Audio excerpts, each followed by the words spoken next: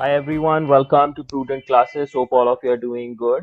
So guys, आज की इस वीडियो में हम डिस्कस करेंगे हमारी M.Com फर्स्ट ईयर के सब्जेक्ट IBO1 जो कि है इंटरनेशनल बिजनेस एनवायरनमेंट का एक important and paper expected topic and this topic has been chosen from unit number 1. This is the part second और ये जो टॉपिक है वो बेसिकली रिलेटेड होगा with the concept of business environment. बहुत ही इंपॉर्टेंट टॉपिक है आपके इस पर्टिकुलर सब्जेक्ट का और इस पर्टिकुलर वीडियो में हम डिस्कस करेंगे about the meaning, significance and the classification of business environment.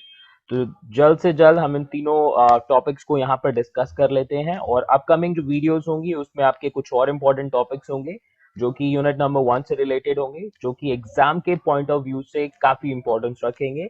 So I be providing you those videos soon.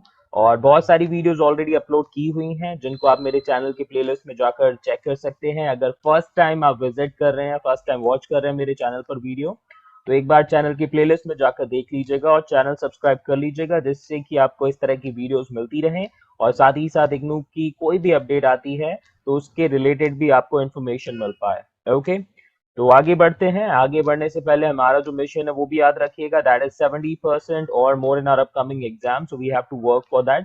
So this is our mission which we have to achieve. और इसके अलावा आप channel जो है ये शेयर कर दीजिएगा अपने दोस्तों के साथ भी ताकि उनको भी हेल्प हो सके इस तरह की वीडियोस के थ्रू, वो भी अपने एग्जाम्स की प्रिपरेशन अच्छे से कर सके. तो गाइस, एग्जाम में क्वेश्चन किस तरीके से आज पूछा जा सकता है, तो it can be a very simple question जिसमें आपसे पूछेंगे कि what is business environment and what are its significance, also classify the business environment into different categories. तो कुछ भी हो आपको बेसिक पॉइंट्स समझने हैं. मीनिंग क्या है बिजनेस एनवायरनमेंट का, उसकी सिग्निफिकेंस क्या है और किस तरीके से बिजनेस एनवायरनमेंट को क्लासिफाई किया जाता है. तो आपको सिर्फ हेडिंग्स समझनी है, बाकी क्वेश्चन किसी भी तरीके से पूछा जाए answer will remain the same. Okay, तो चलिए बिना डिले करे let's start the topic now. What is environment? The first question that will be starting this video from, environment क्या होता है. तो सबसे पहले हम environment के बारे में जानेंगे and then after we'll try to learn about the concept of business environment. Okay, तो चलिए यहाँ पे अब आपका फ्लो चार्ट आ रहा है जिसमें आपके जो डेफिनेशन है उसकी इंफॉर्मेशन प्रोवाइड की गई है एनवायरनमेंट की. तो एनवायरनमेंट की अगर हम बात करें तो क्या होता है environment. It is the sum total of all living and non living elements and there effects which influence human life.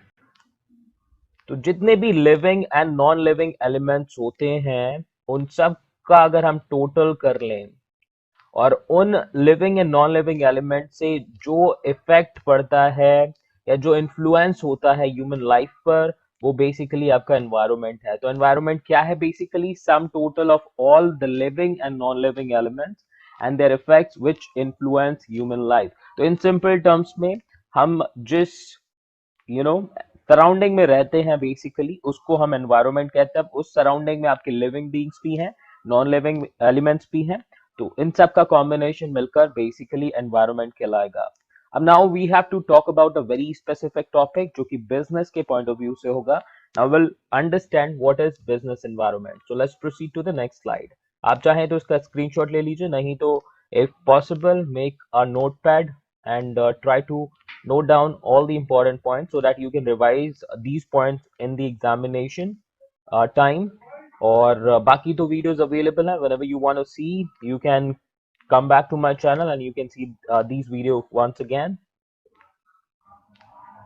तो अब हम नेक्स्ट स्लाइड में डिस्कस करेंगे about the concept of business environment. अब यहाँ पर मैं कुछ पॉइंटर्स दूंगा, फ्लो चार्ट में यूज नहीं करूंगा बिकॉज ये हमारा जो कॉन्सेप्ट है काफी इंपॉर्टेंस रखता है and we have to write our answer. So business environment की अगर हम बात करें तो basically those external factors and forces under which a business has to run its operation and which impact the outcome of business decisions and operations.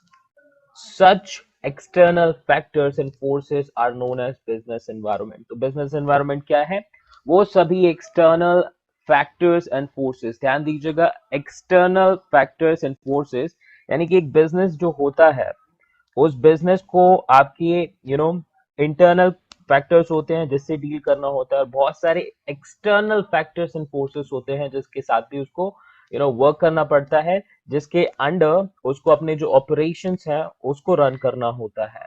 Alright, and इसके अलावा हम बात करें जो ये एक्सटर्नल फैक्टर्स एंड फोर्सेस होते हैं वो इम्पैक्ट करते हैं आपके बिजनेस के डिसीजंस एंड ऑपरेशंस के आउटकम को। तो आप एक बिजनेस एस्टैब्लिश करते हैं, ओके।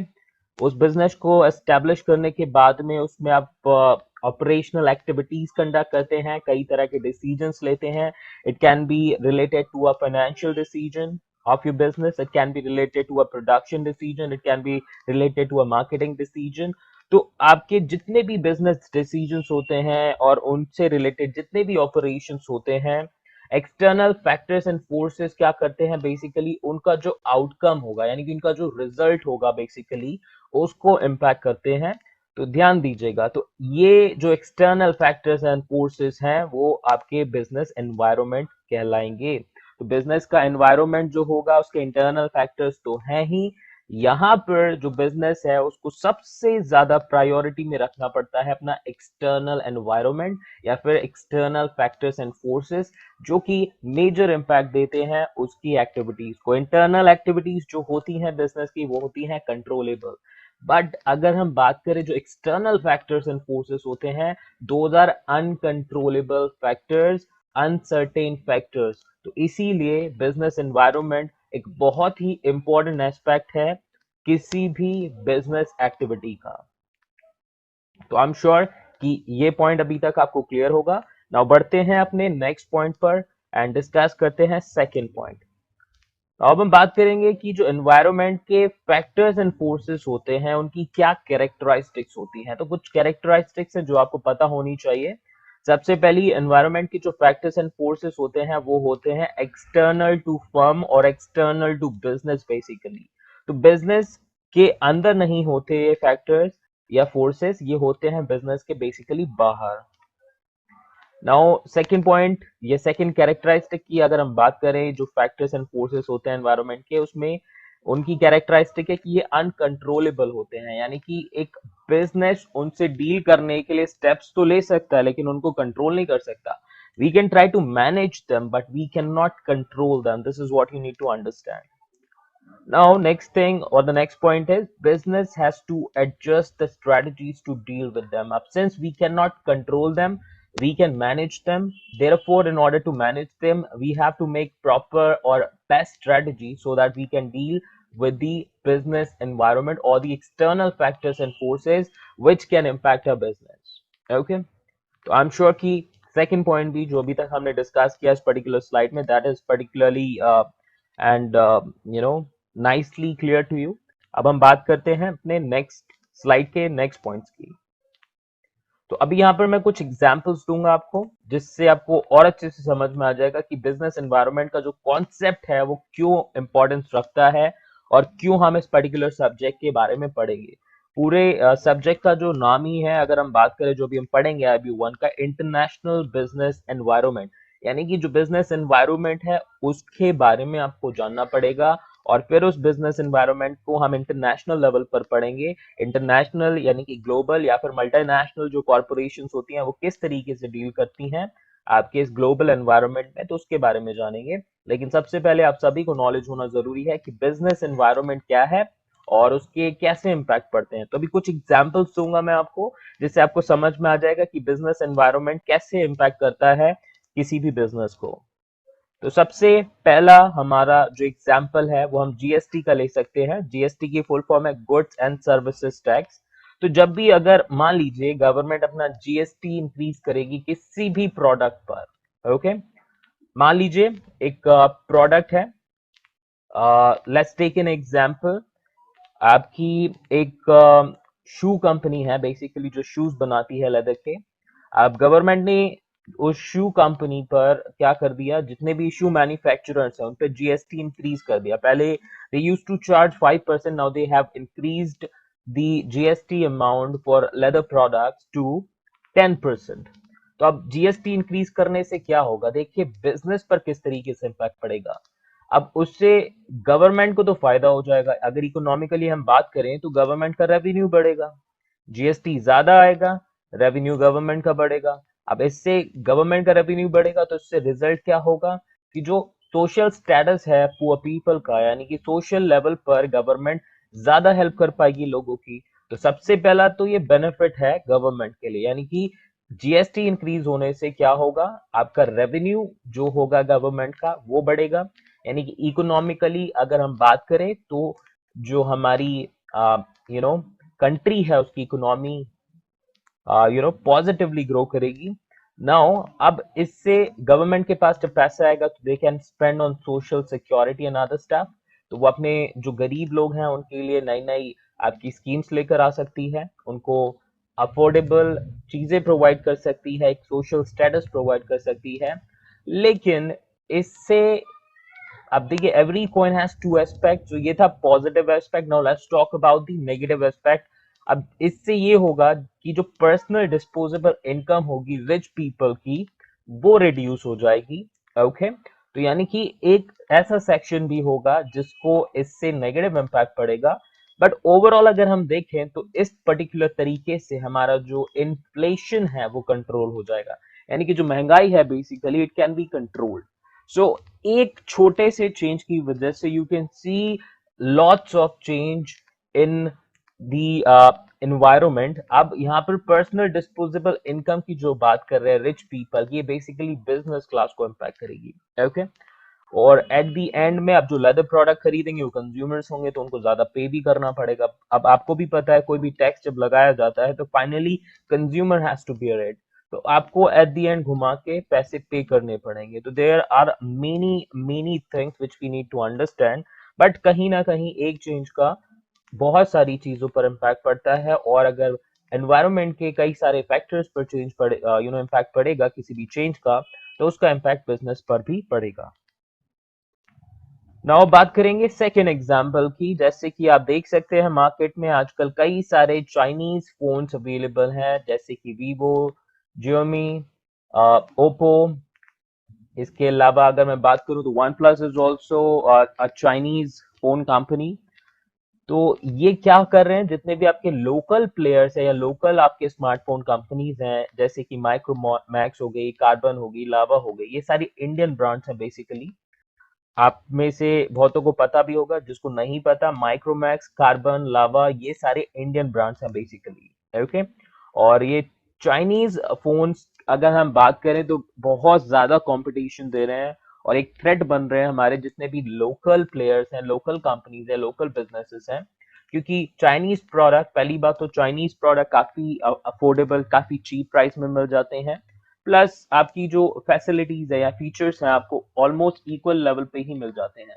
तो कम पैसे में ऑब्वियस सी बात है, इंडिया की जो इकोनॉमी है वो प्राइस सेंसिटिव है, यानी कि अगर आपको कोई चीज थोड़ा सस्ती मिलेगी तो आप भूल जाएंगे कि ये प्रोडक्ट चाइनीज है, you will go ahead and purchase that product, which we need to understand.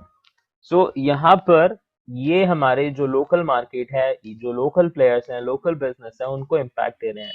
तो अब ये क्या है बेसिकली, ये है आपका जो प्रोडक्ट्स हैं, ये ग्लोबल कंपटीशन मिल रहा है हमें, जिसकी वजह से हमारी जो इकोनॉमी है उसके कई प्लेयर्स इम्पैक्ट हो रहे हैं। And this is what we need to understand. तो ये भी एक बिजनेस एनवायरनमेंट का पार्ट है। नाउ अब बात करेंगे Pepsi and Coca Cola business in India was an opportunity for them. अब ये पेप्सी और कोको कोला की अगर बात करें तो they are not Indian companies, we need to understand. Coca Cola एक अमेरिकन कंपनी है, पेप्सी भी इंडिया की कंपनी नहीं है बेसिकली। तो इनका इंडिया में बिजनेस करना पेप्सी और कोको कोला के लिए तो बेसिकली एक अपॉर्चुनिटी है। ओके, बट हमारे जितने भी लोकल मैन्युफैक्चरर्स हैं या लोकल बिजनेस हैं जो कि आपके सॉफ्ट ड्रिंक्स वगैरह बनाते हैं, जैसे कि गोल्ड स्पॉट हो गया, कैंपा कोला का नाम सुना होगा आपने, ठीक है, कैंपा कोला, ये इंडियन ब्रांड्स हैं हमारे। लेकिन पेप्सी और कोको कोला जैसे ही मार्केट में एंटर करी, इनके ब्रांड उनको compete नहीं कर पाए। इनके पास में पेप्सी और कोको कोला की अगर हम बात करें, बहुत बड़े अमाउंट पर आपकी फाइनेंशियल रिसोर्सेस हैं, टैलेंट है, तो ये कैपिटल है बेसिकली, जो कि छोटे जितने भी मैन्युफैक्चरर्स हैं, प्लेयर्स हैं हमारे लोकल एरिया के, वो compete नहीं कर सकते नेशनल लेवल पर। तो ये चीज हमें समझनी पड़ेगी कि किसी भी फॉरेन प्लेयर का एंट्री करना मार्केट में हमारे बिजनेस को इम्पैक्ट कर देता है। अब ऐसा तो है नहीं, यही बिजनेस एनवायरनमेंट की खासियत है कि बिजनेस एनवायरनमेंट में आपके कुछ ऐसे फैक्टर्स या फोर्सेस होती हैं जो कि आपके बिजनेस को इम्पैक्ट करेंगी। आप चाहें या ना चाहें, बट आपको क्या करना पड़ेगा। पेप्सी और कोका कोला का इंडिया में आना, ये तो ना तो कैंपा कोला के हाथ में था, ना गोल्ड स्पॉट के हाथ में था। ना चाइनीज फोन्स का इंडिया में आना, ना तो माइक्रोमैक्स के हाथ में है, ना ही कार्बन या ना ही लावा के हाथ में कि उनको कंट्रोल कर सके। तो they will definitely enter, but we can take steps, we can make strategies to compete with them. तो यही चीज आपको समझनी है, और यही पर्टिकुलर हमारे इस सब्जेक्ट का क्रक्स है जो कि हम समझेंगे। तो आई एम श्योर कि एग्जांपल्स भी आपको समझ में आ चुके होंगे। नाउ अब आगे बढ़ते हैं, अब डिस्कस करेंगे हम सिग्निफिकेंस के बारे में। ओके,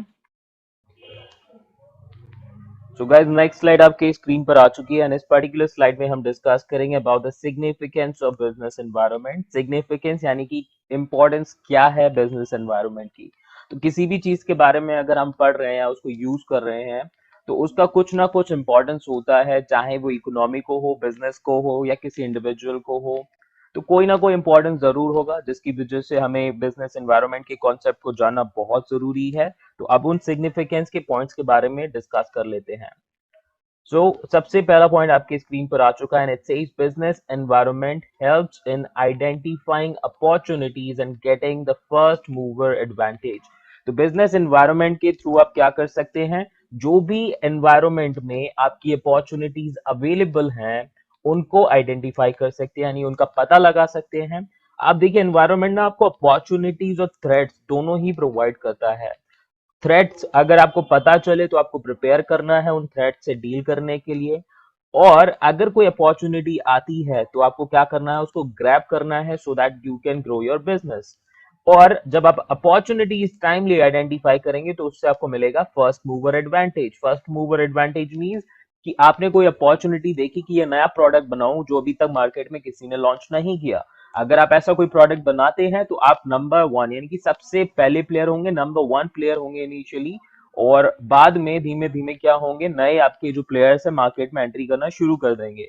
तो ये फर्स्ट मूवर एडवांटेज आपको लेना है, जितना ज्यादा से ज्यादा आप ले पाएंगे उतना मार्केट में आप ग्रो कर पाएंगे। जैसे कि अगर हम बात करें तो नोकिया जो कंपनी थी उसने फर्स्ट मूवर एडवांटेज लिया। सबसे पहले जो आपके वायरलेस फोन्स आए थे नोकिया की तरफ से प्रोवाइडेड थे, तो नोकिया ने फर्स्ट मूवर एडवांटेज लिया। एक टाइम तक बहुत उन्होंने ग्रोथ ली, बट एट द एंड में आगे जो नई टेक्नोलॉजी आई, नए चेंजेस आए, उनके संग में वो compete नहीं कर पाए। आगे जाके वो लॉन्ग टर्म तक फास्ट मूवर एडवांटेज गेन नहीं कर पाए, जिसकी वजह से जितनी भी ये चाइनीज कंपनीज थी, चाहे वो सैम्स अब अभी जो चल रही है हमारी ओप्पो वीवो हो गई, इससे अलावा अगर हम बात करें तो सैमसंग था जिसने काफी compete करा नोकिया के साथ में।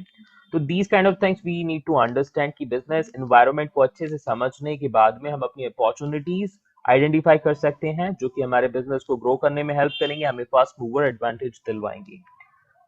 नाउ बात करेंगे सेकेंड पॉइंट की, business environment helps the firm identify threats and early warning signals. जैसा कि मैंने आपको बताया, एक तरफ हम अपॉर्चुनिटीज अगर पता कर सकते हैं तो वैसे ही हम थ्रेट्स भी पता कर सकते हैं बिजनेस एनवायरनमेंट के थ्रू। और अर्ली वार्निंग सिग्नल्स यानी कि ऐसे सिग्नल्स जो बेसिकली आपके बिजनेस को इम्पैक्ट करेंगे। तो जैसे कि हमने पिछले एग्जांपल्स में देखा था, एंट्री ऑफ फॉरेन प्लेयर्स, चाहे वो पेप्सी या कोको कोला हो, ठीक है, कैंपा कोला के लिए, या फिर आपकी जो माइक्रोमैक्स से अलावा है उनके लिए चाइनीज स्मार्टफोन कंपनीज हैं या चाइनीज फोन कंपनीज हैं। तो ये सारे अर्ली वार्निंग सिग्नल्स या थ्रेट्स है आपके कंपनी के लिए। Now, third point, a third significance of business environment is it helps in tapping useful resources. तो बिजनेस एनवायरनमेंट के थ्रू आप क्या करते हैं, अपनी जो रिसोर्सेस हैं उनका बेस्ट यूटिलाइजेशन करते हैं, और उनकी जो भी आपकी अपॉर्चुनिटीज होती हैं उनको आप टैप करने की कोशिश करते हैं। ओके, सो गाइज अभी तक हमने तीन पॉइंट्स डिस्कस कर लिए हैं सिग्निफिकेंस के या फिर इंपॉर्टेंस के बिजनेस एनवायरनमेंट की। Now let's talk about the point number 4. And the point number 4 says business environment helps in coping with rapid changes. Coping basically मतलब होता है डील करना किसी भी चीज से। आपको कोई प्रॉब्लम आती है तो आप क्या करते हैं, उससे डील करते हैं, तो दैट इज बेसिकली कोप करना। तो एनवायरनमेंट जो होता है बिजनेस, वो काफी जल्दी चेंज होता है, और आज के टाइम में अगर हम बात करें, we live in that particular environment which keeps on changing. आप स्मार्टफोन्स को ही लेके देख सकते हैं, स्मार्टफोन्स एक लॉन्च होता है, एक हफ्ते के अंदर दूसरा लॉन्च हो जाएगा। तो टेक्नोलॉजी इतनी तेजी से चेंज हो रही है जो कि बिजनेस, जितने भी बिजनेसमैन हैं उनको काफी ज्यादा प्रॉब्लम दे रही है, क्योंकि कंज्यूमर्स काफी अवेयर होते जा रहे हैं, technology day by day change होती जाती है, इवन अपग्रेड हो रही है और काफी अफोर्डेबल प्राइस पर अवेलेबल हो रही है। तो अगर आपने प्रॉपर स्टेप्स नहीं लिए, रैपिड जो चेंजेस होंगे एनवायरनमेंट में उनके साथ में कोप नहीं किया, तो आप लॉन्ग टर्म बिजनेस में सरवाइव नहीं कर पाएंगे। This is what we need to understand. तो इसीलिए बिजनेस एनवायरनमेंट के बारे में जानना जरूरी है, क्योंकि ये आपको हेल्प करता है ये पता लगाने में कि किस तरीके से आप डील कर सकते हैं जो एनवायरमेंटल चेंजेस हो रहे हैं जो कि आपके बिजनेस को इम्पैक्ट करेंगे, उनसे डील करने में। Now, the next point says business environment helps in assisting in planning and policy formulation. Business environment के थ्रू आप क्या कर सकते हैं, जितनी भी important planning है आपके business की या फिर जो भी policies आपको formulate करनी है which can help you in the long run, उनको आप क्या कर सकते हैं, prepare कर सकते हैं। business environment आपको guidelines provide करेगा, through them you can go ahead and you can plan your important things. You can plan your operations, you can plan your decisions, and you can also formulate policies which will help you to go in the long run. तो अभी ये important 5 significance थे business environment के। I am sure कि points आपको समझ में आए होंगे। These are very simple points which you need to understand. Now अब आगे बढ़ेंगे, अब हम तीसरे अपने इंपॉर्टेंट पॉइंट पर बढ़ेंगे जो कि रिलेटेड होगा क्लासिफिकेशन से। तो अब हम क्लासिफाई करेंगे बिजनेस एनवायरनमेंट को। तो बिजनेस एनवायरनमेंट को बेसिकली दो तरीके से क्लासिफाई किया गया है। आप अगर अपनी बुक पढ़ेंगे तो बेसिकली उसमें मिल जाएगा, दो तरीके से क्लासिफिकेशन किया गया है एनवायरनमेंट का, बिजनेस एनवायरनमेंट का। सबसे पहला जो कैटेगरी है या सबसे पहला टाइप है वो आपका डिवाइड किया गया है micro environment and macro environment में। ओके, माइक्रो एनवायरनमेंट जो आपका इमीडिएट एनवायरनमेंट होता है बिजनेस का उसको बोलते हैं मैक्रो। बेसिकली जो आपका ब्रॉडर एनवायरनमेंट है जिसमें आपका माइक्रो एनवायरनमेंट भी इंक्लूडेड है। जैसे आपने पढ़े होंगे सब्जेक्ट इकोनॉमिक्स में, micro economics and macro economics. तो बेसिकली माइक्रो में हम क्या करेंगे, आपका एक सिंगल इंडस्ट्री, सिंगल कंपनी, उनसे रिलेटेड डील करेंगे। और यहाँ पर मैक्रो में सब कुछ इंक्लूड हो जाएगा। यहाँ पर ब्रॉडर प्रोस्पेक्ट में हम बात करेंगे, माइक्रो में हम एक स्मॉलर प्रोस्पेक्ट पे बात करेंगे। तो सबसे पहला क्लासिफिकेशन बिजनेस एनवायरनमेंट को करने का यही है। In the first type, we basically classify the business environment into two categories. First one is the micro environment, second is the macro environment. Now, let's talk about the classification number two. तो type 2 क्या है हमारा classification का business environment का। Here will be classifying the entire environment into 3 different categories depending upon the location जहां पर हम बात करेंगे। तो सबसे पहला जो आपका होगा लोकेशन के according classification, that will be the domestic environment, second will be the foreign environment, and the third one will be the global environment. Okay, तो आप देख सकते हैं डोमेस्टिक इकोनॉमी, एक फॉरेन कंट्री की इकोनॉमी, और तीसरी होती है ग्लोबल इकोनॉमी। तो ये तीनों को डील करने के लिए अलग अलग आपकी एनवायरमेंटल सिचुएशन है, अलग अलग फैक्टर्स हैं जिनके बारे में हम आगे की वीडियो में पढ़ेंगे। तो आगे मैं आपको दो सेपरेट वीडियोस प्रोवाइड करूंगा जिसमें मैं क्लासिफिकेशन जो होगा टाइप 1 का उसको एक्सप्लेन करूंगा, यानी कि माइक्रो और मैक्रो एनवायरनमेंट के बारे में आपको डिटेल में बताऊंगा। And after that I'll provide you a separate video in which I'll explain you about the domestic environment, foreign environment and global environment. तो गाइज ये वीडियो की लास्ट स्लाइड थी। आई एम श्योर कि आपको वीडियो काफी अच्छी लगी होगी। वीडियो अच्छी लगी हो तो लाइक कीजिएगा जितना हो सके, ज्यादा से ज्यादा कमेंट करके बताइएगा कि आपका ओपिनियन क्या है इस वीडियो के बारे में। चैनल पर नए हैं तो सब्सक्राइब भी कर लीजिएगा जिससे कि आने वाली वीडियोस जो हैं उनकी नोटिफिकेशन आपको मिल सके। टारगेट याद रखिएगा 70% or more in our upcoming exams. We have to work, will be able to achieve it if we study continuously. Daily एक वीडियो देख लीजिएगा, that would be quite sufficient. And definitely these videos will not only help you to gain knowledge but also will help you to score good marks. Okay, तो आज के लिए इतना ही, मिलते हैं नेक्स्ट वीडियो में। Thank you so much, perform best in your exam, stay safe, stay healthy, bye bye.